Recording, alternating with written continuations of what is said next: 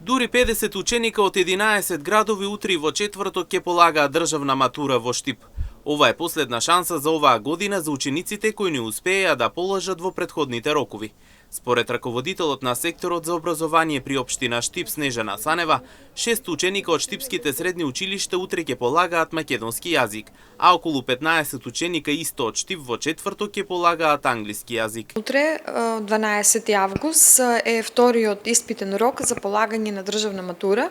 Во нашата општина ќе полагаат вкупно 6 ученика и тоа по предметот македонски јазик, односно мајчин јазик, додека вториот рок е вториот дел од овој испитен рок е на 14 август, кога се полага странски јазик или математика и тогаш има пријавено 15 ученика од средното општинско училиште Коле Нехтени. Значи во полагањето ќе се одвива во кампус 2 на Универзитетот Гоце Делчев. Од вкупно има 11 градови од кои што ќе полагаат, а бројот на тие ученици кои што утре ќе полагаат изнесува 50.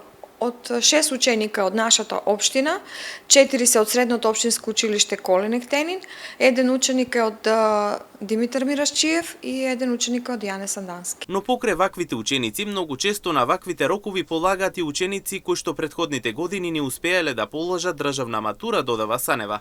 Рече дека годинава има најмногу вонредни ученици.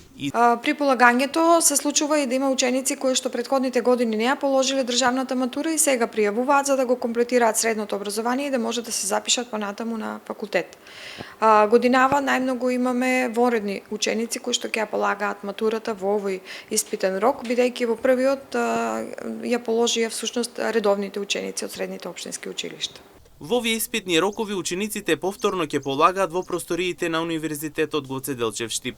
Инаку Министерството за образование и наука и Државниот испитен центар минатата недела ги објавија резултатите од државната матура одржана во јуни. Просечната оценка на успехот од полагањето на двата екстерни испита во јунската сесија е 3,69 и е повисок од минатата година.